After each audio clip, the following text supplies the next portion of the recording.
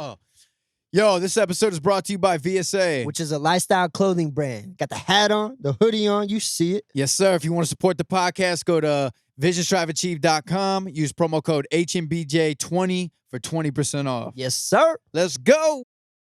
I never, from that moment, so as far back as I can remember, I've always wanted to do this.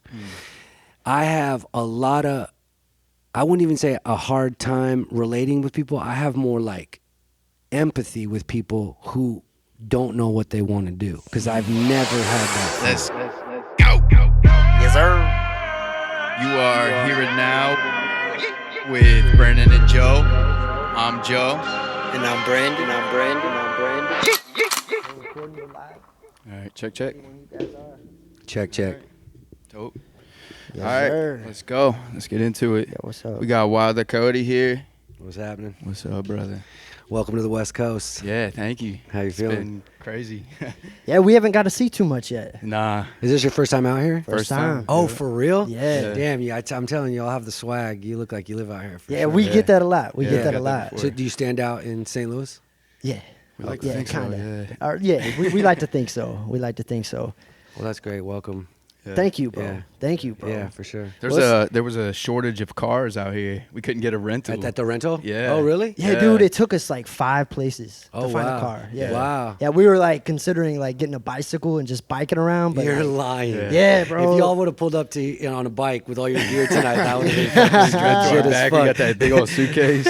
Shit, that would have been dope to rent some Harleys though. Yeah. I pulled up on some Harleys. You That'd guys be ride? badass. Yeah. Yeah. Oh, okay, Yeah. cool. Do you ride? I don't. You You No. look like you ride. Yeah, I do. You got the vibe. Yeah, I do. I've been, I kind of like, I have validity in the scene though. I've been playing for, Harley Davidson shows, fucking Hell's Angels, all these outlaws, biker shows for the last like 5 years. So I've been around it, Born Free.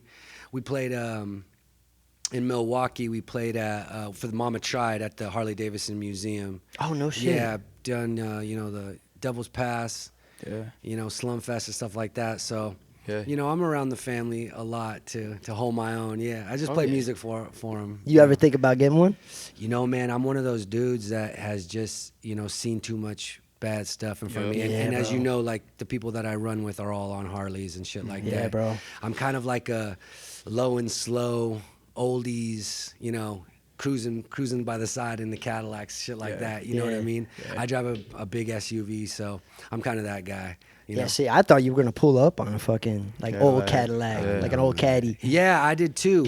I did too. See, what happened was, My cousin's got some cars here, and that's what we kind of whip around.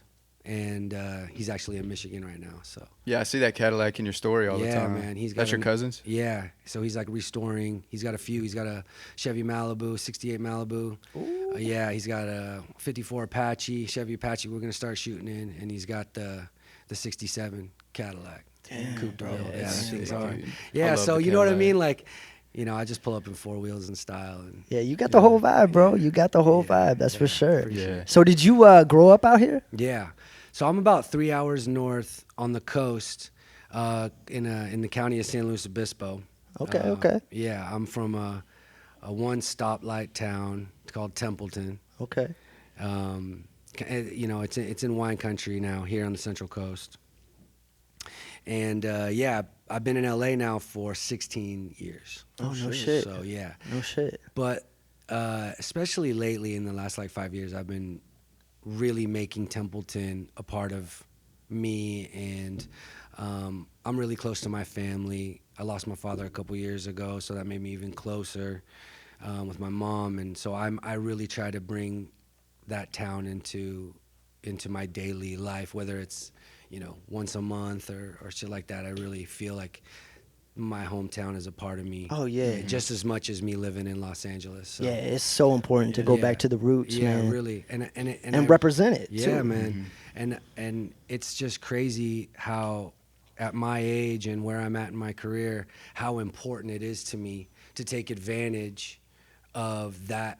My hometown, my roots, only being 3 hours away from me. You know what I mean? Like, Right. especially in LA, people don't have that advantage. They're from all over the world. Yeah. So I really I jump on that and really go back as much as I can and get inspired and hang with all the family and friends out there. Oh yeah, oh yeah. How you liking LA? Man, I love it. I really do. I love it so much. I mean, like I said, I've almost been here 20 years. So this is home for sure. And as much as I love being there, as soon as I come back and see the buildings, I'm just like even more gung-ho about being here. You know what I mean? Like this is the area. I kind of feel like this city really separates me from the rest. I know a lot of people have their thoughts about this place and what this place has, but really it's about what this place has to offer. You know, so you got to be really comfortable being a small fish in a big pond, and that's got to really inspire you. And I feel like it's easy for me to stay in my hometown and be the big dog, you know what I mean? And I get that love, and that's cool. But unless you got the chops to come out here and really go at it with the big dogs, you know, that's where it really lights a fire under you and keeps you humble, keeps you sky's the limit. And I feel like that's been, I've been grinding out here for so long before I even hit any kind of level of success. So once I crack that, now I feel like I'm just starting my career. You know, I don't look at it like I've been driving at it for forever, for the last 16 years. I feel like I just getting started, and I feel like I'm constantly learning. And every time I come out here, there's somebody outdoing the next person. You know what I mean? Yeah, that hustler like mentality out here. Yeah, there's a lot of competition out here, bro. Oh, big time. Oh, hell yeah. That's why it is like make or break when you come out here, you know? Yeah. Because like even being from St. Louis, it's a small city, but we have a lot of big fish in a small city, you know? So it's a dramatic change coming out here and like feeling the energy of the people and all that. So. Right. Yeah, it can kind of be overwhelming. Yeah. Like, because we're from St. Louis. It's like a grimy little city. I love it. It's the best city in the world. But when you come out here, you know, like every big name is around here. And everybody's trying to get it out here. And like, I feel tiny. You know, I feel small as hell. You're right. It's you can get caught up in that too. And it wasn't even too long ago. I'm talking like within the last like month or two where it's so busy out in the world of LA that you could sometimes get like complacent not going out. You're like, fuck, I don't even want to deal with that chaos out there. You know what I mean? But you really got to stay. If you really want to make it out here, you got to stay on top of yourself and make sure that you're out there and, ready for it all, because otherwise get the fuck out of here. You know what I mean? Like, you don't need to really be in Los Angeles. There's hundreds of other big cities where that can offer you other stuff, but you really got to be out and thriving off that energy. Yeah. Hey, could you not to interrupt, but put this up a little bit? Yeah, you got to kind of like eat the mic. Perfect. But so how important was that like for your career to come out here? Like you said, instead of like blowing up in Templeton, was it like necessary, did you feel, to come out here? Yeah, it's funny that you say that, because there's a band that came out of Templeton that blew up big time. We graduated in the same class, and we had a small-ass high school. Like, I shout out to Night Riots and all those boys. They live down the street from me. Couple dirt bike riders blew up. Shout out to Tyler Behrman. And I remember there'd be times where I'd be, bartending out here in Hollywood, living, the life's expensive out here, and being like, fuck, I didn't need to move out of Templeton, bro. I could have been blowing up straight from the hometown. But everybody's journey is different. And so for me, I've grown to really, I always loved LA. And especially coming from a small town, I viewed as like, I just gravitated to LA. That's where I was going to go once I graduated high school, and the rest was kind of history. So it is essential to me, and I like the kind of juxtaposition between country and LA life. You know what I mean? I like bridging those things together. I like, and then again, being like a, kind of a country blues artist, and then everything I've done with hip hop, it just makes total sense. Yeah. You know what I mean? So I didn't believe I would ever get as far as I am now. So I kind of feel like I owe it. I don't owe it to Los Angeles, but I'm so glad that things worked out the way they did, Right. Yeah. Right. So I'm good here. Yeah, you definitely have like a unique sound, especially from being from out here. You know, like I don't really hear that sound at all. You know? Yeah, I mean, I think puberty hit you well, bro. That's for sure. When I had Yeah, to you drop got it the low perfect right Because I there. voice can't. for I it. know I can't get down that low. Yeah. bro. I know, that's for sure. I mean, it took me forever to really find my voice. I was in a like punk, hardcore rock band before this that was doing really well and kind of getting some. It was like a 5-piece band with my boys. You know, in your 20s, you're living with 5 guys in a 2-bedroom apartment in North Hollywood, bro, paying like $200 each. You know, just to party and make music. And we got pretty going, and it just fell apart. And then, you know, 5 guys growing up in Los Angeles, people change. You know, people's Egos get involved. Yeah, and just life happens. People just, you know, it's so, like I said, it's a hard industry. So I stayed with it, and really just when I decided to do Wild the Coyote, was just kind of like I was going to dump everything that I had influenced in those last, like I would say, like, you know, 10, 15 years of music. I was probably like 30 at this point. And I was going to add this like country flavor to it. You know, I thought that that would be something I had in my wheelhouse. And I started chipping away at it. And I really, really wanted to get to this genre of music. And I didn't know how I was going to do it, not being a rapper or, you know, I didn't know how I was going to get to where I'm at now, to where I like kind of get in where I fit in, you know? Yeah. With the genre of music that I started playing. But it's been really, really great that worked out the way that it has, with the sound that we've created, especially with what happened with me and Batwolf. Yeah. Yeah.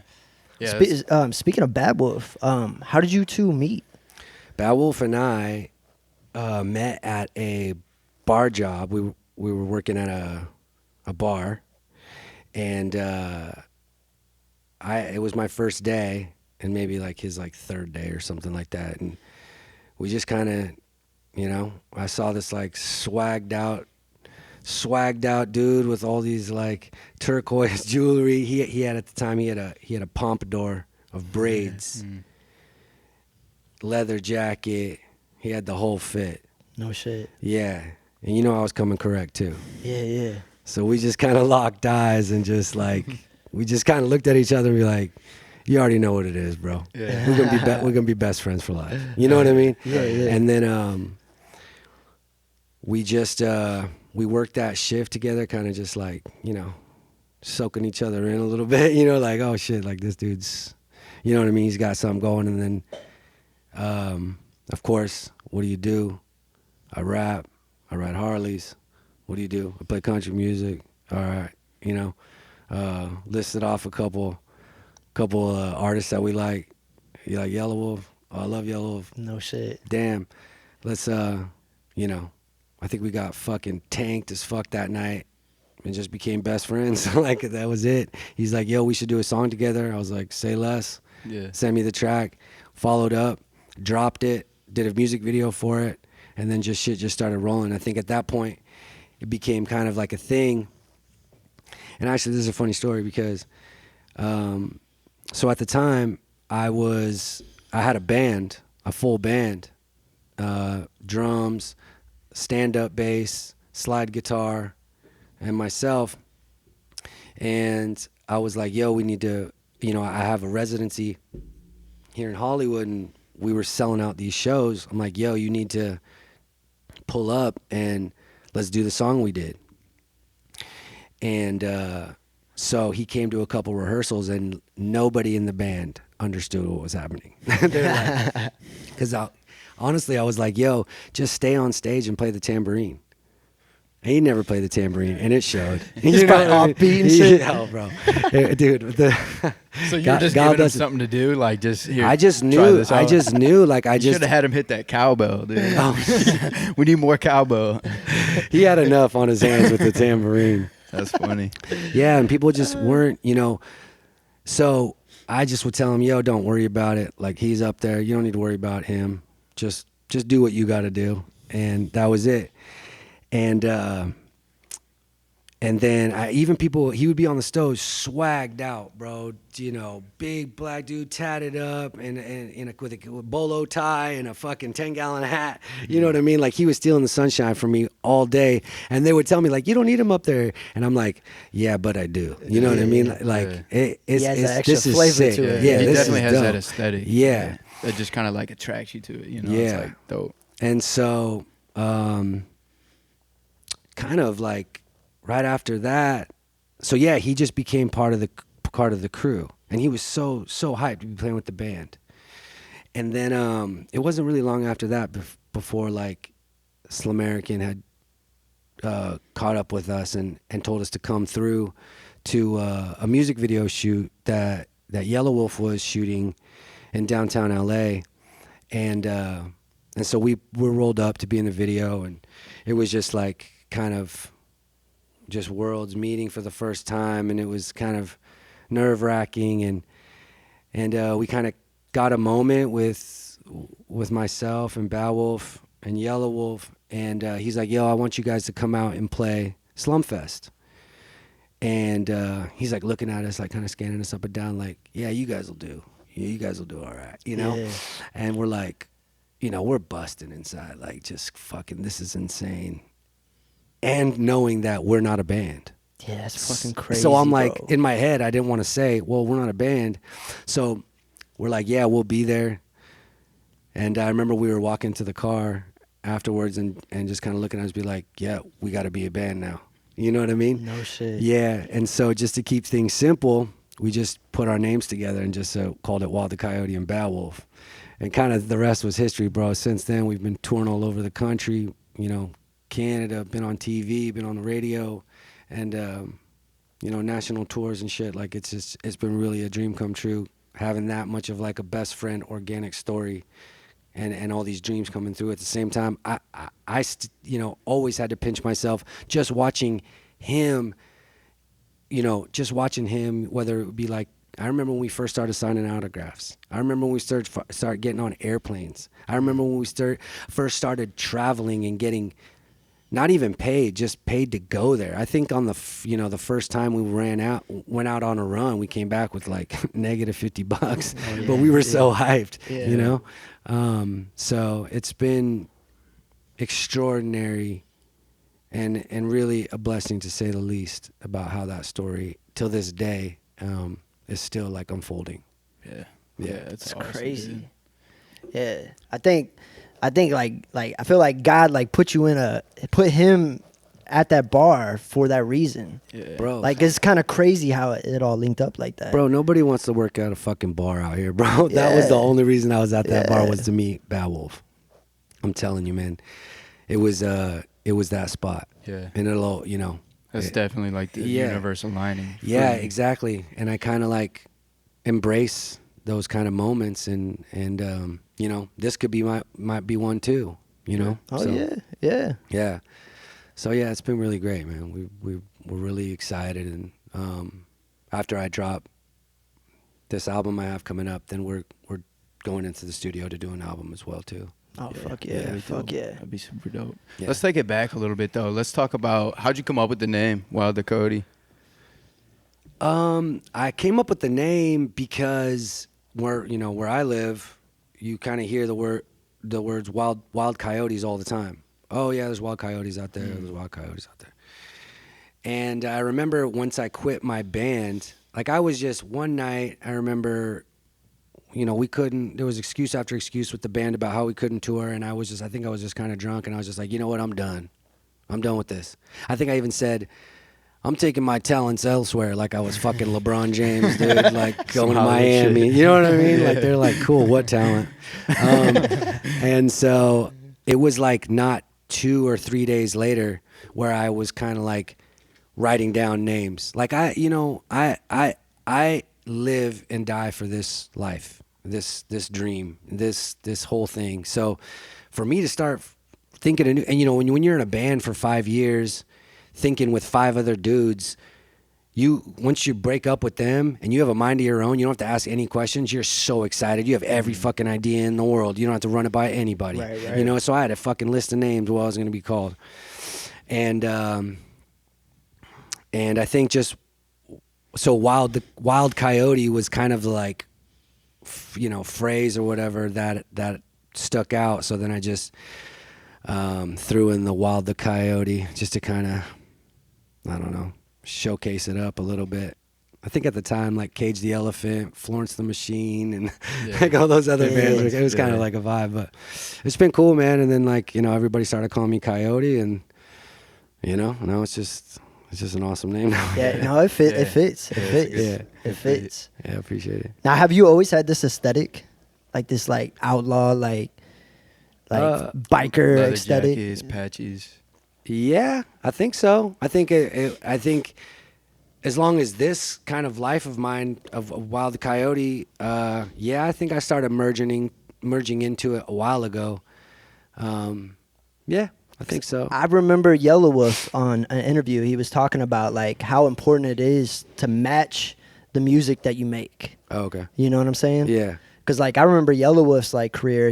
He was wearing like jerseys at first. Like Yeah. he didn't have that aesthetic that he has now. Yeah. But once like Love Story dropped, it like everything just fucking fit perfect. fell in And then he line. was like, you know, Yeah, off to the races. Yeah, and because he's a Southern boy, you know, and you know, for him when he was coming up as a rapper, I'm sure he was trying to break away from the Southern thing, and he wanted to, you know, kind of mainline his style or whatever. I remember when he was coming up, he just was like looked like a skater. Yeah. You know, he was just like a skater, and he's always had swag. He's always had like, you know, next level, like unthinkable, like, you know what I mean? Like every time he pulls up in a fit, you're like, damn it, I wish I thought of that. You know what I'm saying? Like I'm still trying to copy The your shit off boots, of like a bro, month like, ago. yeah. Honestly, bro, I lived with that fool, you know, on tour for like a few months, bro, and that guy is he just knows what he's doing, you know? So you kind of like, you get inspired by that. You know what you're shopping, and then you kind of like mold it to yourself. But I think like definitely when I wanted to do country, I just started, I mean, I was already super heavily tattooed. You know what I mean? Coming from the punk scene. So you start wearing brim hats, and then people are like, oh, what the fuck? You know, and they, what do you, okay, cowboy. And you're like, you know, and you kind of start rolling into it. And then, you know, before that, you're wearing a Western She, you got the fucking shit kickers on, you know what I mean? And then you start adding to it. And then you just start leaning into it, you know? And then your confidence builds up, and then, you know, I think that it just... you know, before this, when I first started Wild The Coyote, this is crazy. I was wearing 3-piece suits, all fucking dark, like with a big hat, and that's how I wanted to look, like I was in a suit, like I was some fucking dude from like the 1920s, you know, like railroad fucking train robber. And so that's how I kind of started off. And I remember you and my friends at the time, this is like before even fans started popping up. They'd be like, what the fuck are you wearing? And again, don't fucking worry about it. You know what I mean? I know what I'm doing, bro. Don't worry about it. I got this planned out. Yeah.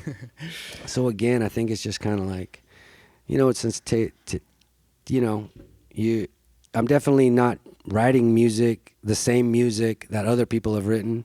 So I might as well not dress like it either. Right. You know? Right. And again, like you see my influences, you know, it's fucking outlaws, bro. Yeah. Tatted up, West Coast, Southern, you know?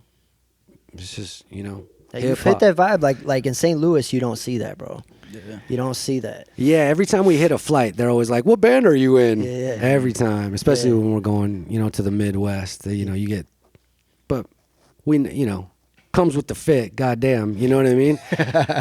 That's what you get for going to the airport with fucking chains and rings and fucking hats and shit like that. Yeah. I wish, sometimes I'm like, yo, we should dress it down and just wear like our pajamas in there, bro. It's fucking 4 a.m, bro. And he's like, no, we gotta look the part. I'm like, all right, bro. You know what I mean? Yeah. Never get caught slipping, bro. Yeah, you can't get caught slipping, bro. That's Tell for me. sure. I know, dude. That's Tell for me sure. about it. Tell me about it. Oh shit. Yeah. So like, I want to take it back again because I'm very interested in like, were you like creative as a kid? Mm-hmm. Yeah, man. I've never taken my eye off the prize of being, you know, and I'll use the word rock star. since I was about like, I would say 7 or 8 years old.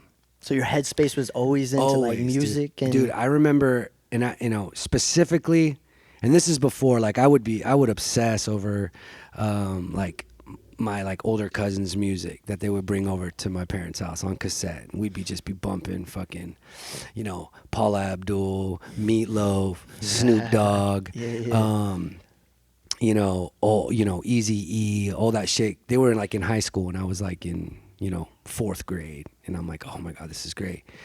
And it wasn't until Green Day came out with Dookie. This is in 1994. I was 9 years old. I was in 4th grade. And it just changed my life, bro. I got like a look at Billy Joe, the lead singer. He had this like bleach blonde hair and these spikes. And I'm like, that's it. That's what I'm going to do. And I wanted to be a drummer when I was really young, but always in that. We would take photos and, I would dress in these like ridiculous clothes. I would wear like a tie, like all this like stupid shit. But I never, from that moment. So as far back as I can remember, I've always wanted to do this. I have a lot of, I wouldn't even say a hard time relating with people. I have more like empathy with people who don't know what they want to do, because I've never had that feeling. I never even I didn't apply to colleges or anything like that. Not saying I would have got into any, but like it wasn't even on the map. Like no, same with me. Same. Yeah, I grew up kind of like, again, in a small town. I was an athlete. And like in my like junior, senior year, you could tell that I was like not with the sports. And in a small town, that's a big deal. Why you're not on the varsity football team anymore. And I was like, no, I got to do this. And I remember in my senior year, I was playing football and they were drug testing. It was the first year, and I failed my drug test for smoking weed. And I couldn't play. And that was a big deal in 2003. You can't be smoking weed. What I mean? You're fucking crackhead, And my girlfriend at the time, we were in high school. Her parents owned the biggest venue in San Luis Obispo, Slow Brew. And he's like, yo, do you want to open up for this show for Pepper? I had like a garage band, high school band, punk band.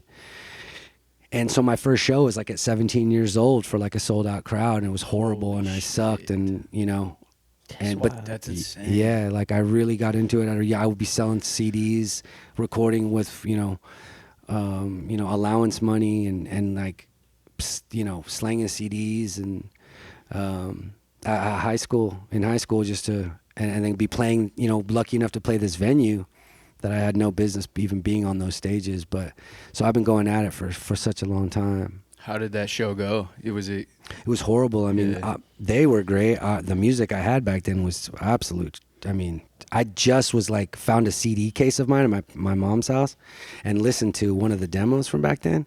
Damn, bro. Jeez. You got to put that out, dude. Bonus track on the album. Yeah, I should redo it. Put it out as an NFT. Hey, a lot of it is just like ridiculous, because obviously when you're 17 years old, you're an idiot, and like the things that I was saying. But even when I was hearing it now, I was like, yo, I had like, I was different a little bit in how I was really taking it seriously back then.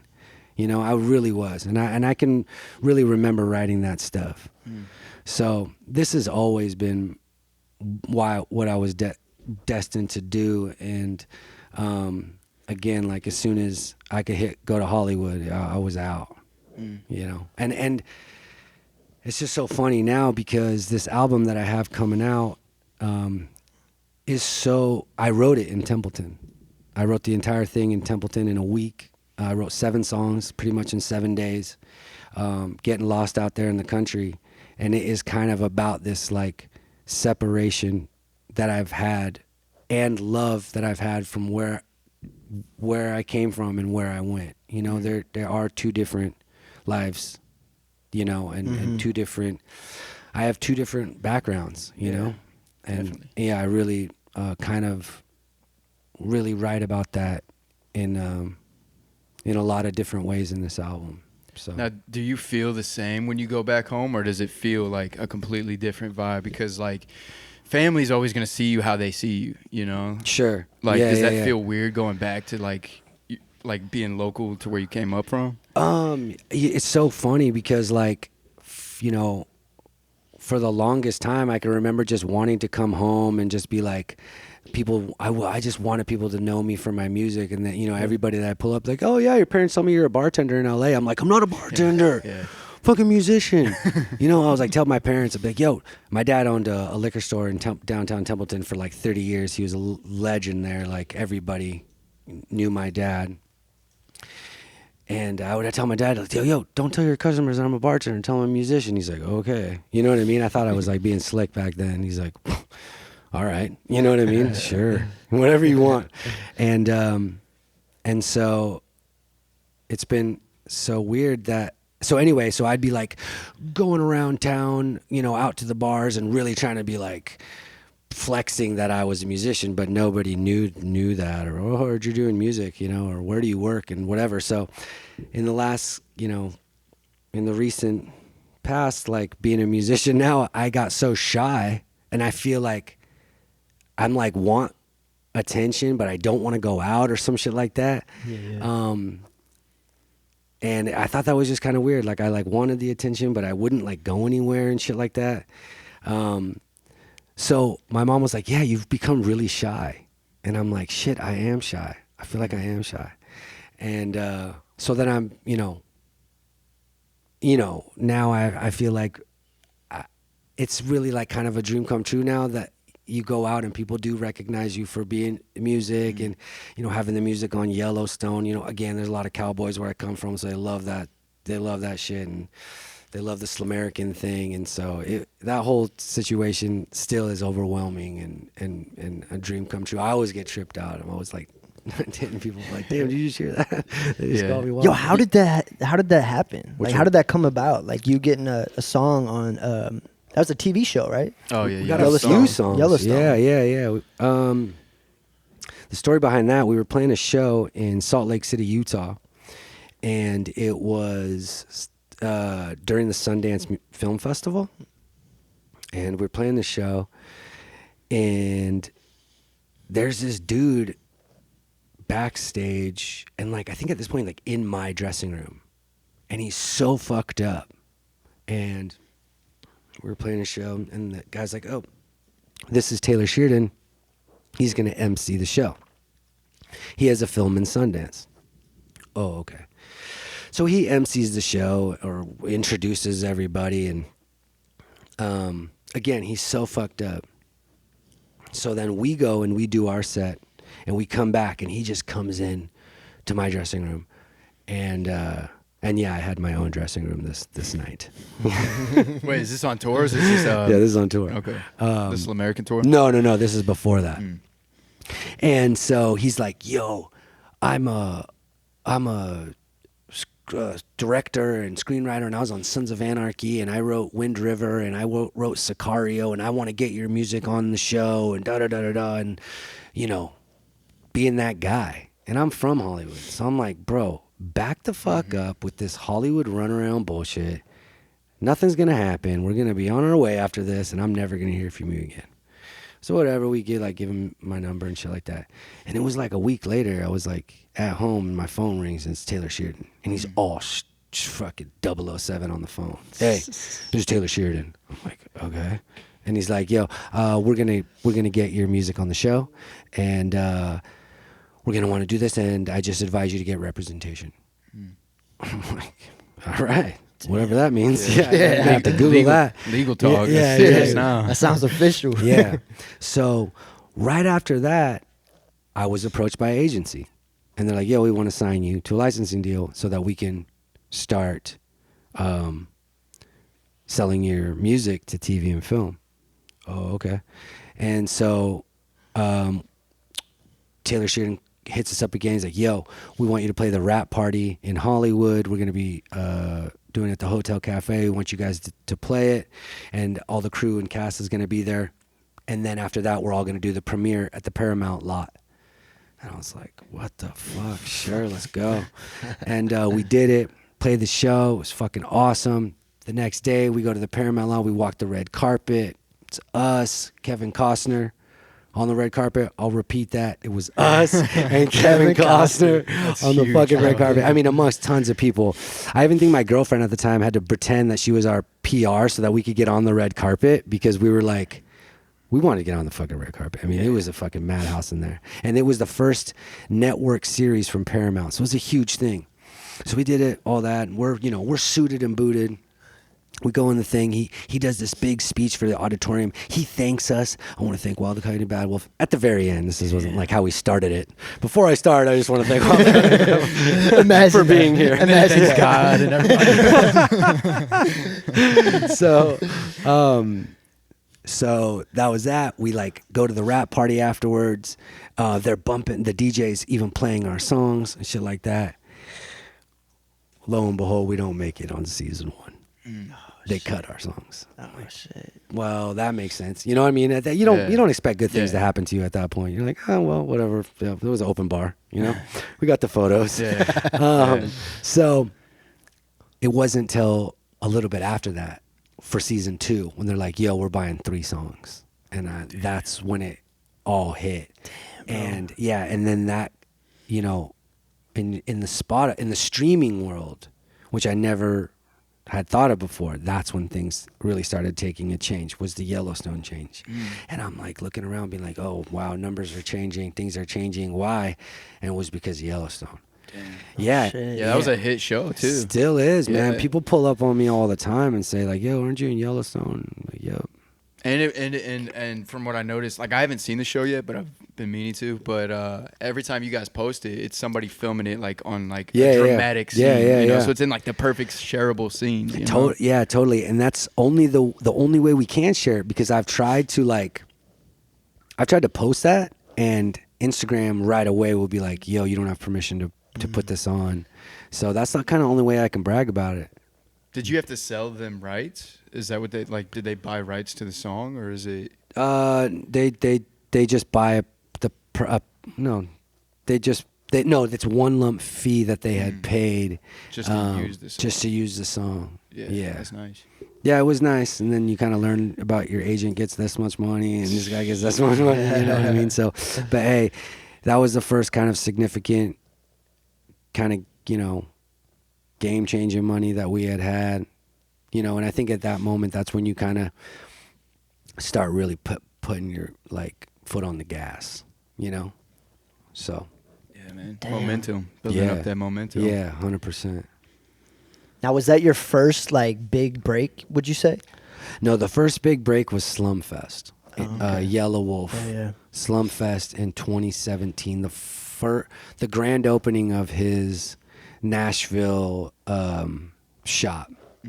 So I remember seeing footage of that. That was insane. Yeah, that was insane. It was, and I don't even think we were even on the flyer, and that was such a trip, dude. Like going out there, and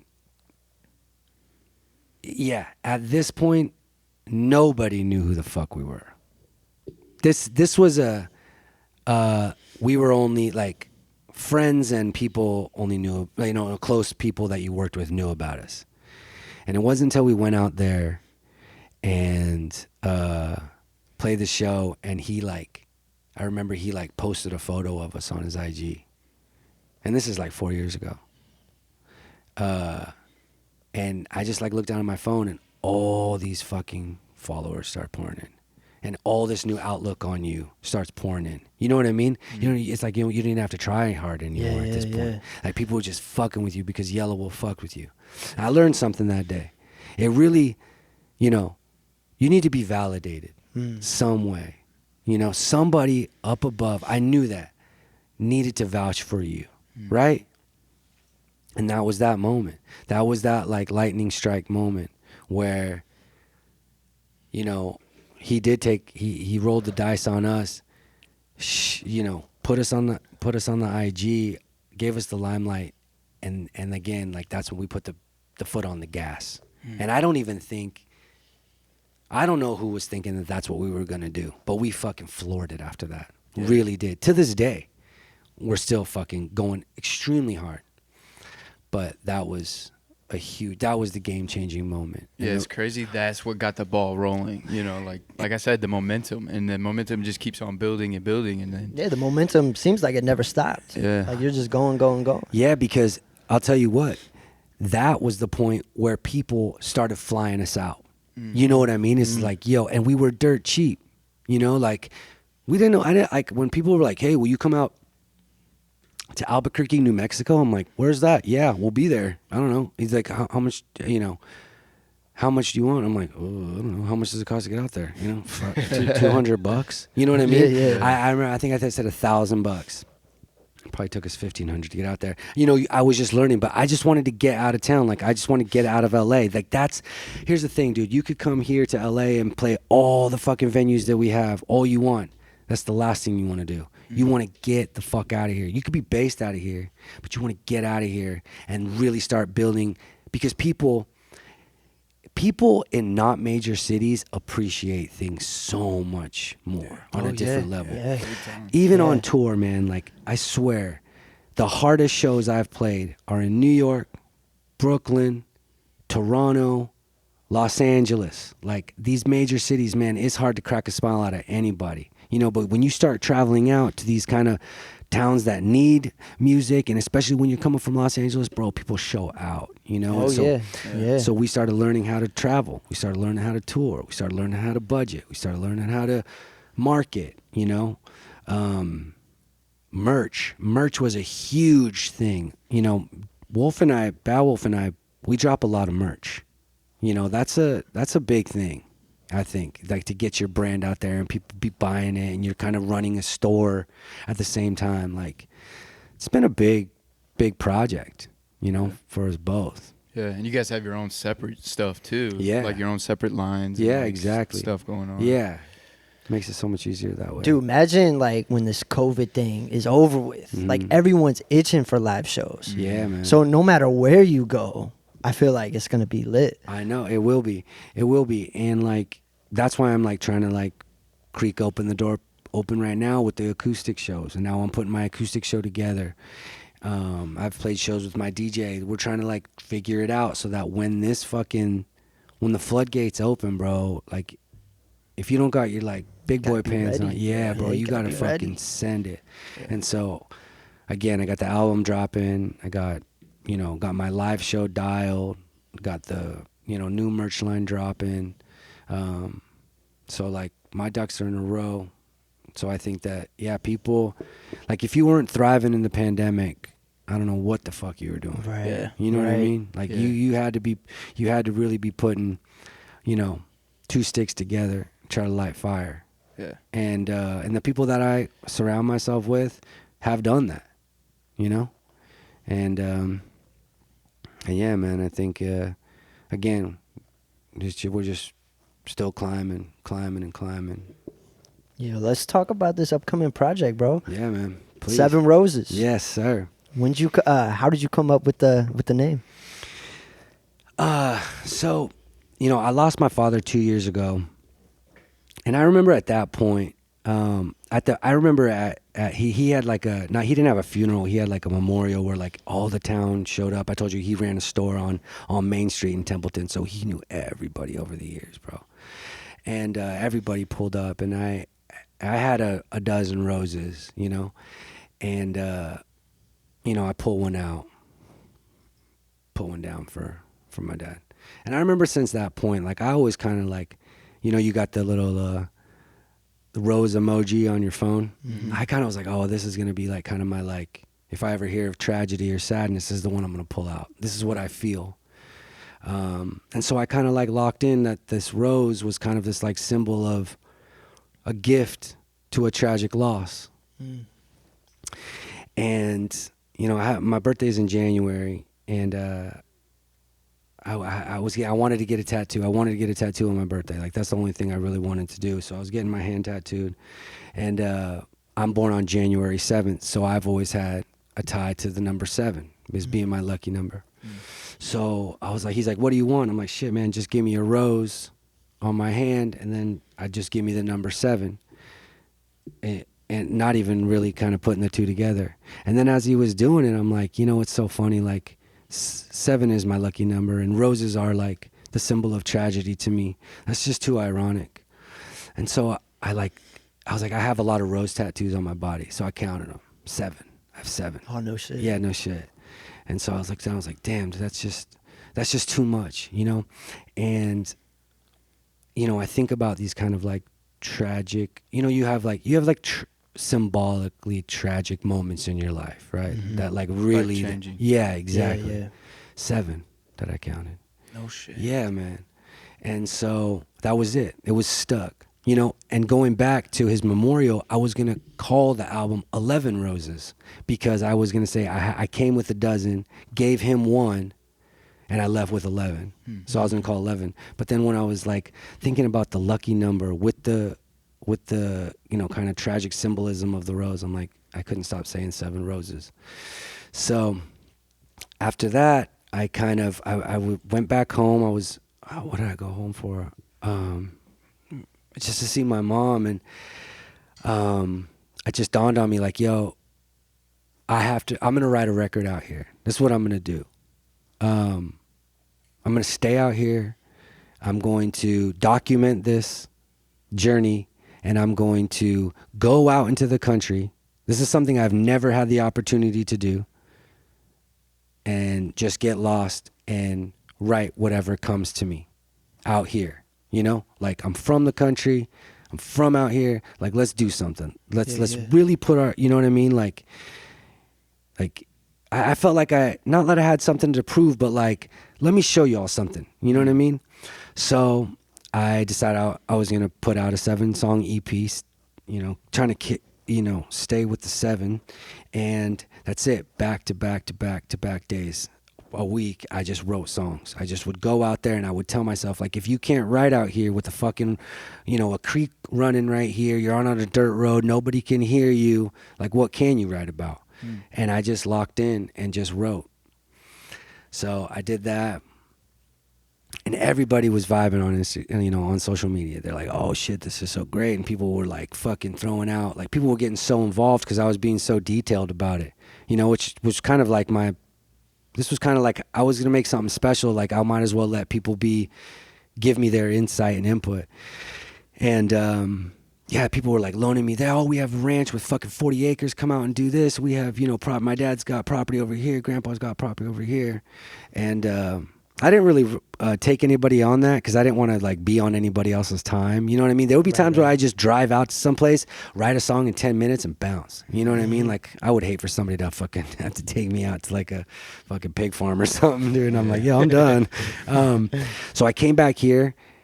I lined up Tito, who's performing with me now, and he's been engineering me and Batwolf for the longest time, so he knows my style very well. I'm like, yo, you think you could record me? I got 7. He's like, yeah, what are you thinking? I'm like, 7 songs. He's like, damn, that's a lot of meat on the bones. I'm like, can you do it? He's like, yeah, I can do it. I'm like, bet, let's run it. So we came back. This is all consecutive, and I ran and did all those songs, and that was like a big project. Because I wasn't used to doing that, especially during the pandemic. I was releasing single once a month song, you know what I mean? To get into the studio and drop 7 tracks, I just didn't have the endurance. No, I shouldn't say that. I didn't expect the kind of endurance you'd need to have mentally. Yeah. So anyway, we get through it. And I remember at one point being like, you start hearing things so much, you're like, is this good? Like, what the fuck is this? Like, am I going to do this? Like, there's no way. Like, I wrote it too fast. Like, did I think this through? Like, and I didn't want to tell anybody what I was doing because I didn't want anybody. Once you start telling people, like, oh, look, this is what I'm going to wear today. People are like, oh, you should try on this. It's like, I don't want it. I'm not trying on anything. You know what I mean? This is all like my sticking to my guns. Yeah, exactly. Like, I'm going to put together everything that I've ever learned of all my influences, and I'm going to go all in right now on myself. And I had those thoughts, and you know, even Tito, I was like, you know, I could see him getting kind of just tired of it. You know, not, you know, it's just, again, it's a lot at once. And you know, you just kind of power through it, and that's all right. You know, again, you know, you go back to like when they were like what's Batwolf doing on here? I'm like, don't worry about it. You know what I mean? Like I just stick to it. And then I was done. Like I had written everything, and then I was waiting for Joseph Holiday, my producer, to open up. I was like ahead of schedule for him, so I was just sitting on like all this momentum to just be like done, like because I had this. There was no. It was just like the guitars and the acoustics to just be waiting. So I kind of formed like a little bit of depression because I was like in this mindset of like all these dark songs and all this like mood and all this work that was keeping me busy. And then all of a sudden I had nothing to do for a little bit. You know what I mean? Because I didn't know what this was going to be. I didn't know if it was going to be good yet. Right, you know? right. This was all just kind of my idea that it just wasn't there yet. And then, you have to start developing the artwork, and you have to start developing release dates, and you get like your manager involved, and you get a plan together. So, whether I wanted it or not, this thing was moving, and this thing was coming out, and there was point of no return. So, and now I do have the mixes back in there. It's fucking out there. You know what I mean? It's gonna be a big project. Yeah, it's really cool, man. I'm really happy with what's gonna come out. It's definitely really a departure of what I've put out before.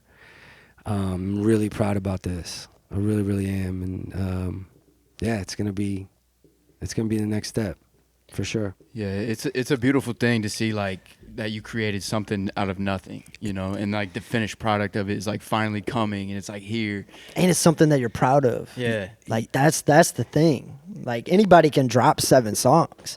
Facts. But 7 songs that you're proud of, and Facts. you're like, man, I think this is gonna be a Facts. game changer. Yeah. Yo, big facts. And it's so funny that you say that too, because I remember like saying, yo, I'm about to write an album out here in the country. I'm about to write 7 songs out of nowhere. And then all of a sudden there's artwork, and now there's big product, and now there's people involved, and you're just like, what the fuck? I remember when this was just a thought. Yeah. It was just a thought. Yeah. You know what I mean? But I feel like this is the business that we're in. You guys are in it. Yeah, I know you guys are all about this kind of shit. Oh, yeah. You know what I mean? Yeah. With your brand. Yeah. You know what I mean? Definitely, And that's, definitely. when we started talking on Instagram, remember when you send me out the all that gear, bro, I was like, yo, I fuck with this. You know what I mean? Like, this is really great. And this just says a lot in the statement. Yeah. And so, it just takes a certain type of person to take a thought and make it something and go all in on that something. Right. And it's hard to stop and like remember all that you've done, because again, going back to the momentum, like you just want to keep going. Like, what's the next thing? Yeah, I did this, but let me see what the next thing is. Yeah. Do you ever struggle with that? Like, are you good with? No, I struggle all the time, man. I really do. Like, I'm one of those, like, a lot of this stuff is like hurry up and wait, and I'm a very detailed person. I'm the guy that texts too much, and I want to know too much, like details, and I like to coordinate and shit like that. But yeah, I think in order to like be on your game and just do this, you got to be on your own ass all the fucking time, because no one is creating a lane for you at all. Right. You got to be creating that lane. Yeah. And you hear about stories, oh yeah, that just happened accidentally and stuff like that. Like, you can't ever be thinking that's just going to happen to you. Like closed mouths don't get fed, straight up. So you have to create this thing. So, yeah. Yo, how important it is to get like the right people around you? Because imagine like you just doing this by yourself. Like, do you think you would have made it this far? No. No, I don't. I think that, like I told you, I was in a band before, 5 guys. Who knows how many people blew smoke up my ass then? You know what I mean? How many people I thought were going to break my career then, to this day, you're like constantly, it's like a revolving door for the people that are running with you. People fall off all the fucking time. They're just not built for the life, dude. I we see it all the time. You kind of know how to weed them out at this point. You feel them out. What are they in for? Or are they in it for the ego? Are they in it for the money? Are they in it for, what are you in it for? And a certain, you obviously know the phrase like real recognize real. You can tell You know, you can tell who's about that life and who's really not, and who's really out here and gonna be moving home in about 6 months to go get married and raise a family. Like, it's not, you gotta be out here and you gotta be really, really willing to be in the trenches with people, willing to do, you know, things for the love of the art, for the love of the game, you know. And again, you can still do that and take yourself, you know, respect for yourself and get paid or whatever the fuck. Like, I think that surrounding yourself with a good group of people is something that you always want. And I think that you may, just like anything else, you could have it at one point and then next minute you don't, and everybody around you is not there anymore, and then you get another crew, and then you get you know what I mean? People might not fuck with you or the way, you know, you're doing shit, and vice versa. And you know, I'll tell you right now, money and fame and legging up and coattails, that shit plays a mad effect. You know what I mean? Right. People that see you get it may not understand how you got it, so they think it's easy, so they try to ask too much. Or you may think that you deserve people's time that you don't. You know what I mean? So you got to be aware of everybody out here. But a good team is a lot, both mentally and physically. You know, you want really people that get you, that get who you are, and get what you're trying to do, and that you get what they're trying to do, and you're just trying to help each other. You know? Right. Yeah. Even finding the right girl, like your girl's here, and like I can see Support, like the support, like that is dope. Man, I would not be here today without Nicole, without my girlfriend. Like, she really, I remember the conversation I had when I was like, yo, like, I'm not gonna have a band. We were just dating, like, first started dating, and she's like, you should just call yourself Wild the Coyote and just be yourself. And she's like, The Weeknd did it. And I was like, oh damn, okay. I was like, all right then. And I remember, like, when we got the first, like, we wrote my first EP together in a studio apartment, like, broke as a joke. We wrote that first EP, and she was so on board, and we really, like, she really got me and knew what I was gonna do. And we wrote this really dark, catchy, simple, catchy, dark album. And that's dope. Yeah, That's dope. I mean, we really got it. And she would be in there with the studio with me, and she really, really pushed me to do this version of Wild the Coyote.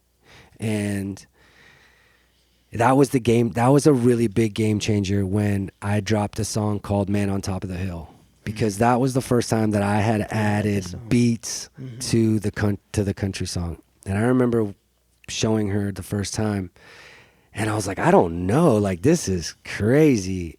And she's like, you should just go with it. And I'm like, all right, bet. And she, you know, she's an actor, and she had already kind of had this, like, level of success. So she was kind of, I would take her word, like, she to this day is the coolest person I've ever met. You know what I mean? Yeah, so like, anything that she would say, I would be like, yeah, let's go. You know what I mean? Like, if you think it's cool, let's do it. Yeah.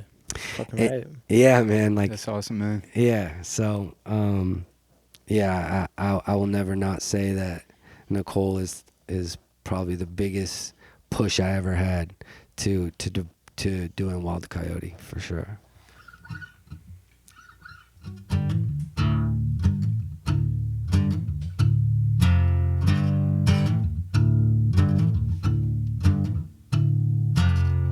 I try and get by one day at a time, harder than you think, harder when you drink. Whiskey goes down my throat like water to a boat, fading away. I cannot stay. I know I told you I'd get better. Can't seem to handle all of the pressure behind closed doors, under the weather. All of these days seem more like terror.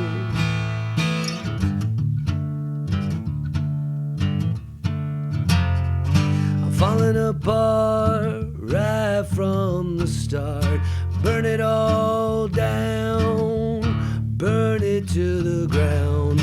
Sick as a dog, out on my drugs, looking for fix right in front of my kids.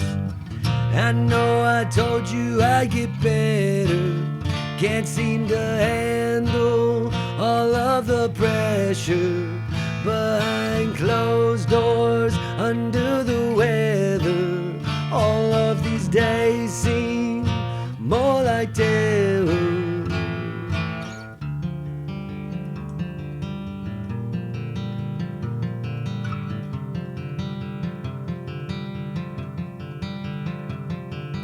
I've never been so wrong, never been so gone. When can I be on my own? I'm sinking like a stone.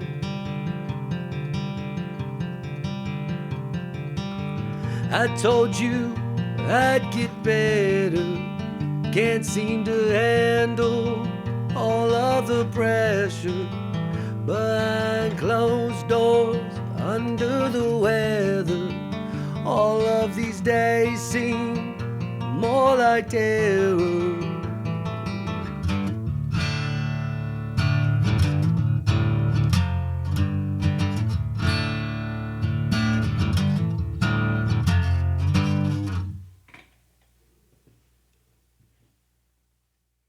You know, I'll give you a kind of a little take on Nicole. So yeah, Nicole and I, she's Canadian, so she had to go home. She was gonna have to go home for like a visa situation. We were just started dating, and I was like, no, you could stay at my studio, because I was like going back to Templeton a lot. My dad had just gotten sick, so I was traveling back and forth. My house was empty. I was like, no, you can live here. You know, super soon. And she was an actor, and you know, doing that whole. I remember she didn't have a job, and that to me was the coolest thing, because I was bartending at the House of Blues at that time. Like, people who didn't have a job, I was like, oh man, you guys are the real deal. Yeah. You know what I mean? Like, this is so cool. And yeah, so she was, you know, doing her thing again. Like, we were starving artists for sure.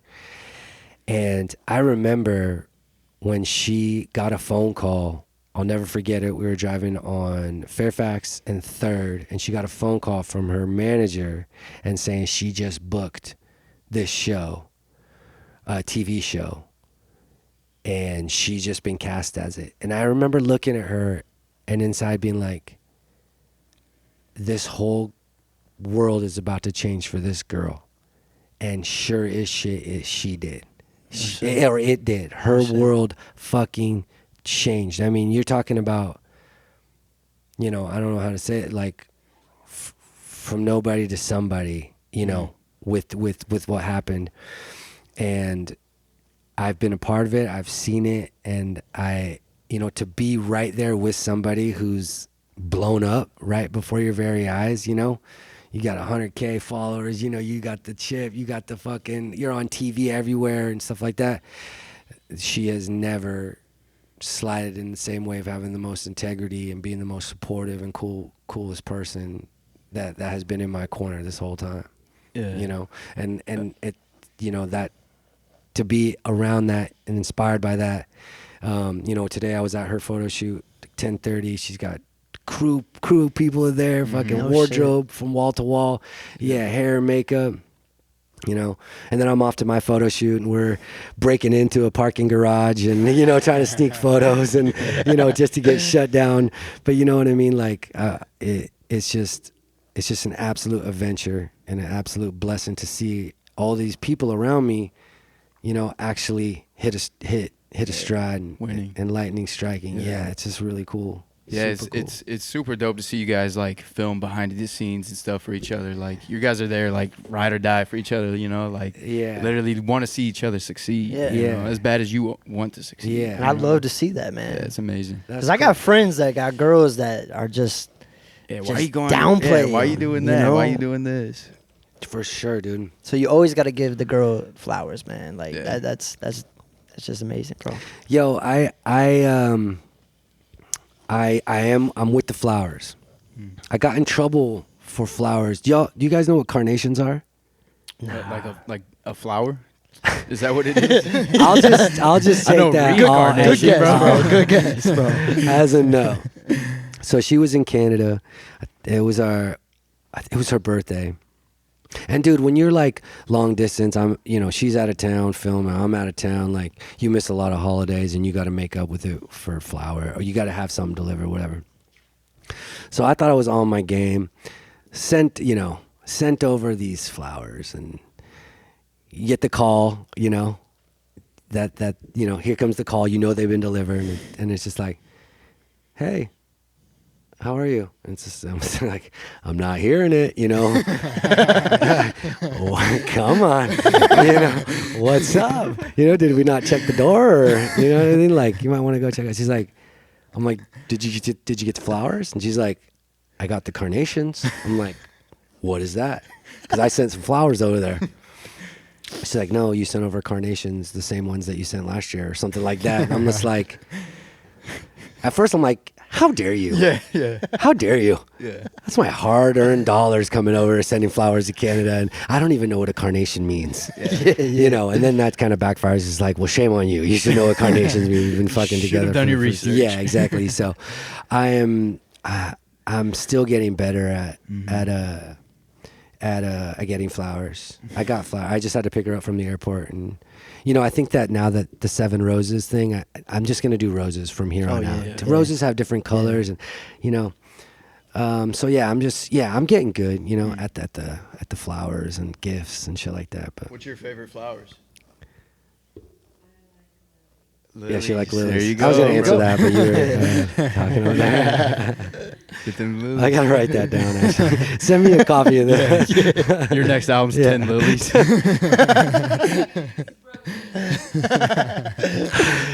like that. 10 lilies. 10 lilies. I love that shit.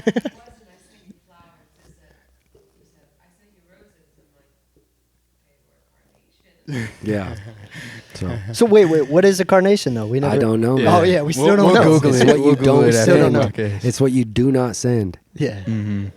Don't send them. Yeah. I don't know what they are. Note to self. They're fake, right? I think Madonna in an interview or something, she said, "I love carnation." Oh, So that was the She ruined it for Yeah, everybody, dude. Anyway, so take it from me, man. Just don't cut any corners. I Yeah. just you Yeah. learn that. Yeah. But- Yeah, I know that feeling. Yeah. So Oh, yeah. man. So 7 roses. 7 roses. Yeah. So I guess this kind of will be my platform to kind of talk about when we're gonna start dropping shit, because I haven't really. I know it's gonna be in. I know we're gonna keep it on theme with 7s. So if you look at a calendar, you'll know what month it's gonna drop. Yeah. And if you look at the calendar even more, you might know what day What it's day? gonna drop. Right. Right. So, the single is ready. It's called Under the Weather. One of the songs that we performed earlier. And a good song. I wrote it about observing, I've had my problems with addiction. Families have problems with addiction. I just see it all over. And I really just wanted to write one from kind of a direct perspective about, like, when you're a fuck up, when you have that in you, not saying that you're a fuck up overall, you're a good person, but you can't help yourself sometimes, and it just takes you down. I've been down. I've been that guy so many times. Yeah, It's just self-sabotage yeah, shit. man, fuck. So I just wrote it about that, about kind of like, you want to promise the world, you want to promise that you're going to be everything when you're at the bottom is everything that you want to do, and everything that you can I'm going to change and I'm going to do better, and you're kind of at the mercy because you're hurting people, and that's not who you are. And so you kind of take a stand and you kind of go public with it. I can't tell you how many times I've quit drinking and, you know, this is it and blah, blah, blah, blah. Because you don't have you haven't figured out that relationship with that vice, you know? And anyway, so when I was writing the album, I kind of got around that version of when people depend on you to be clean, you know, they need you to be there. And to be sober is to be clear and is to be present. And that, I mean, if you get the chance, I mean, it's a gift to not only yourself, but to others, you know? So, you know, in my style, I have to write everything so dark and dramatic and, you know, to the point that I want everybody to be crying listening to these songs. So I just try to write, you know, the story about promising, but under delivering. Yeah. You know? Yeah. And that's just common. Yeah. It's being human, man. Yeah, I know I can relate. I know tons of people that can relate to that. I really hope that these songs are so relatable, you know?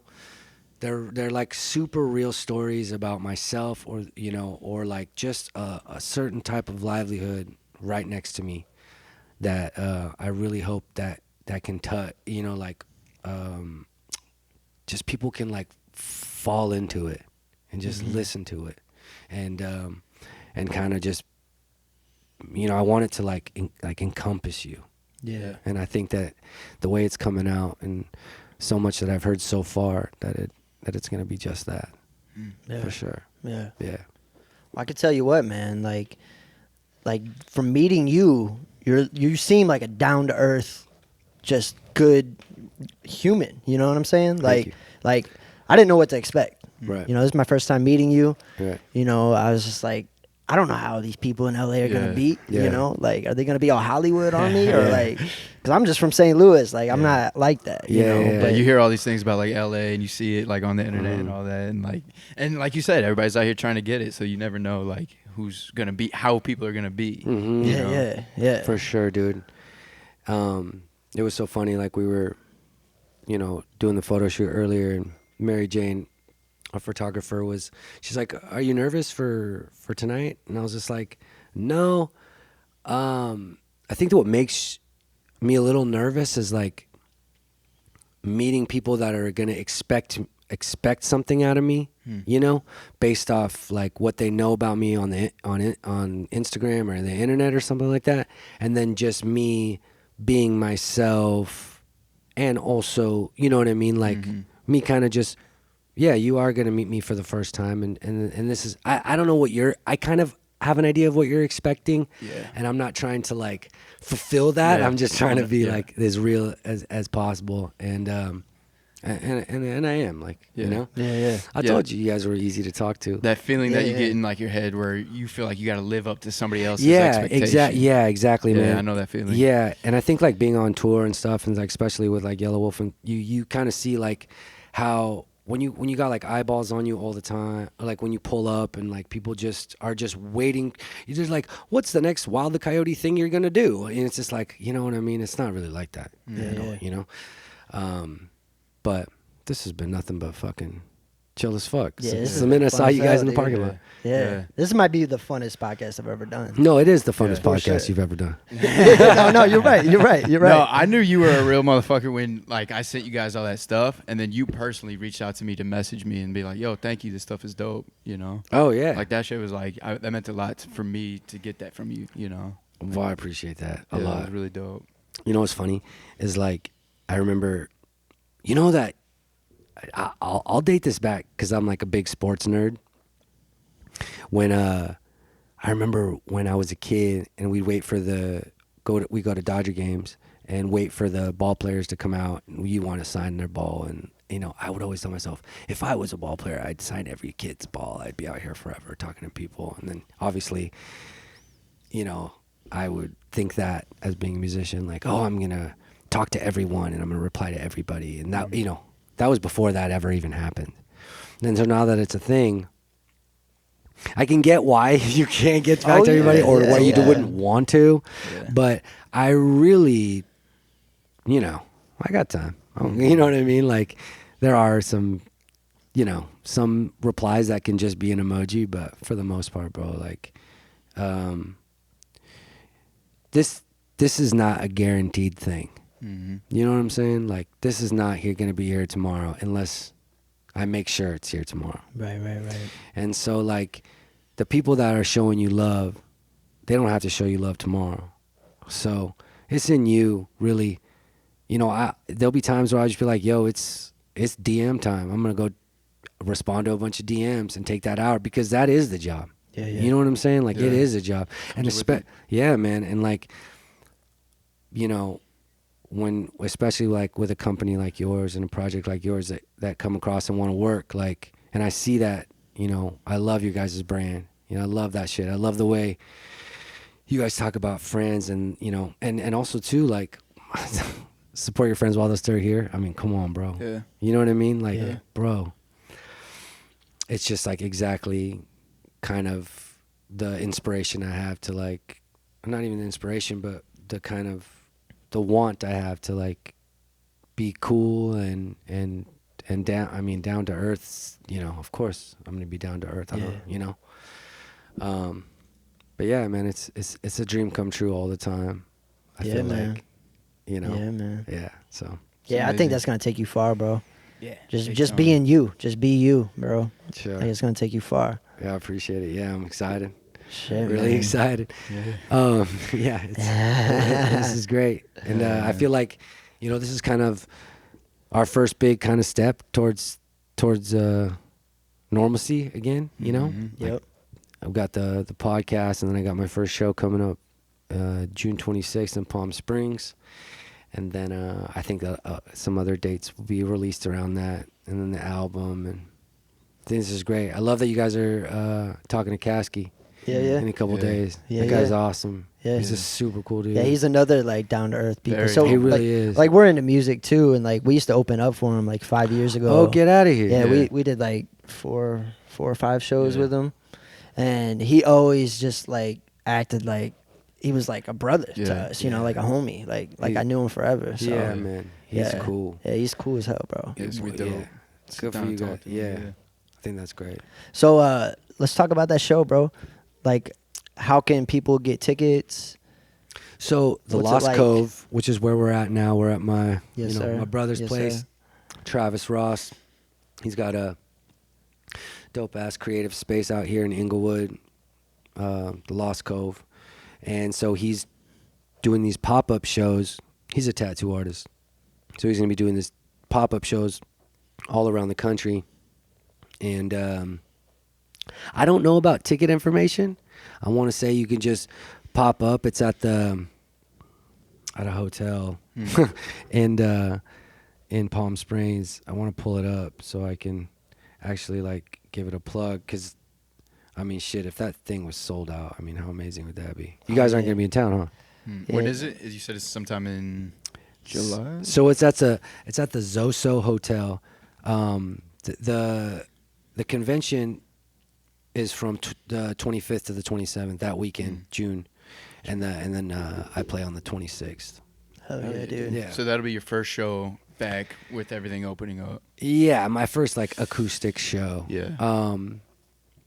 It's a show back. I don't know if it's gonna be like, when we announce like a official show.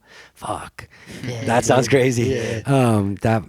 But yeah, it's gonna be my first show. I mean, we're gonna do acoustic like me and Taylor. So, but the album will be ready, and yeah. Hell yeah, man. Cool, Well, man. we're excited. I can't wait to hear. And this is a solo project. No other artists on it. Just it's all Nope. straight. You? Yeah. Yeah. I mean, Hell yeah, man. yeah, Tito helped me out Tito. with the guitars and stuff like that. But yeah, it's just me, Joseph Holiday, my producer, Tito, but it's Wild the Coyote. Yeah, Yeah. it's gonna be Dope, great. man.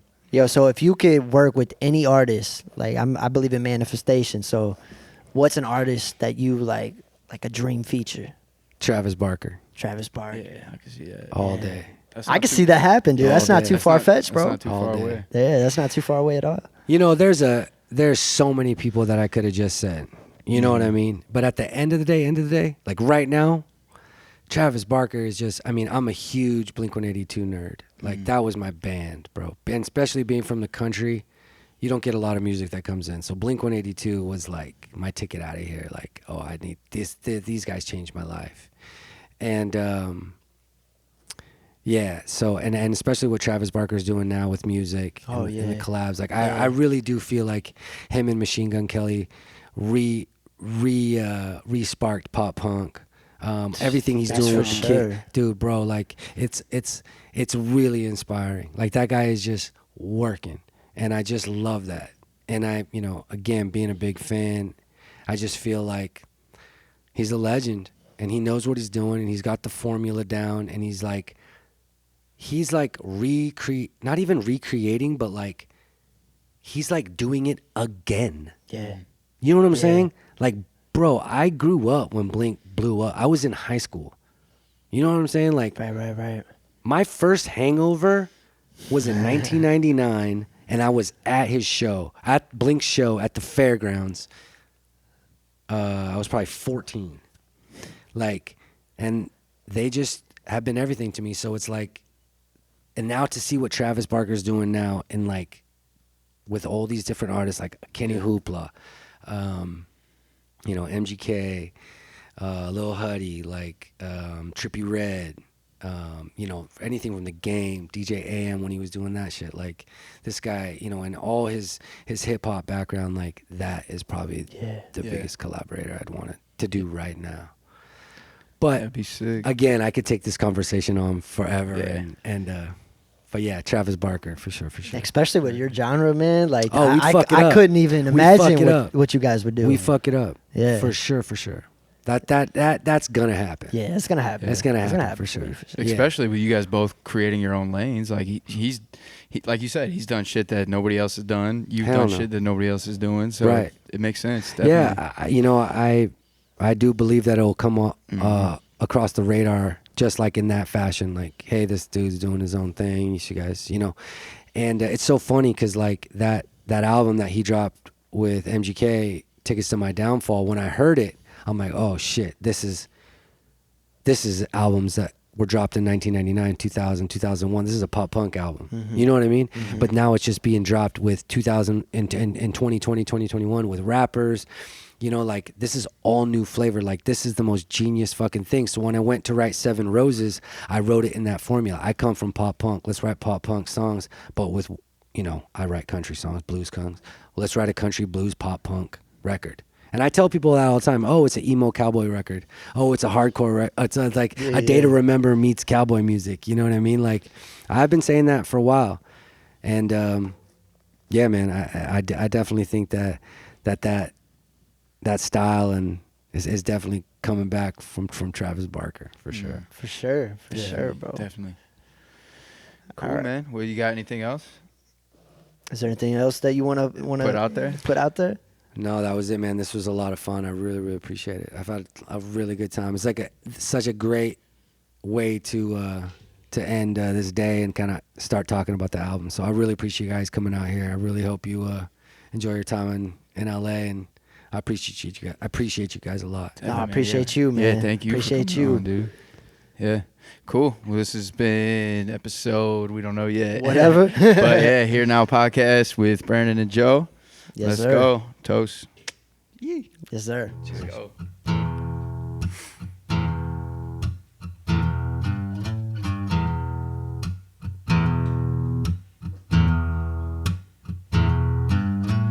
Silver round bullet, how far can you go? Candy apple, red blood stain on the floor. Cadillac, steel wire walls on the road. Hollywood Hills got you out of control. Living like you're dying, got you starving for more. Trying to stay hungry makes you sick to your core. California dreaming ain't screaming your name. A dirty rotten weasel might be stealing your fame. Whoa, whoa, whoa.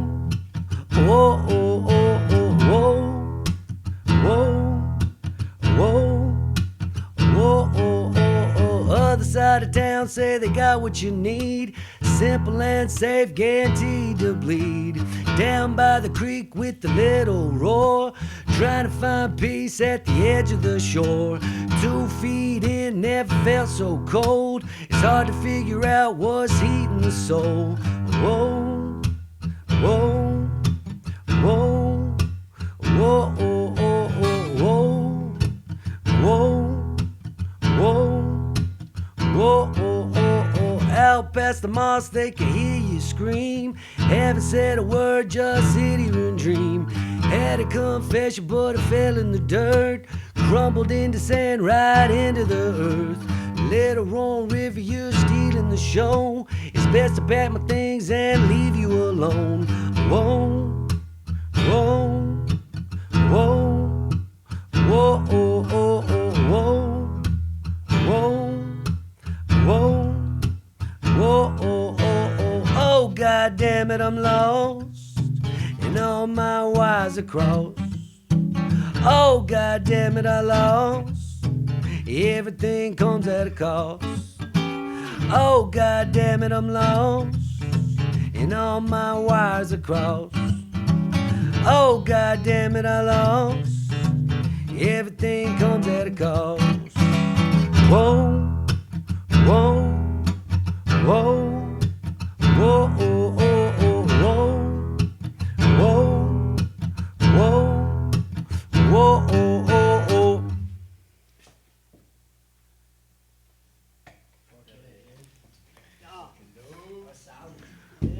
All in a day. Cool.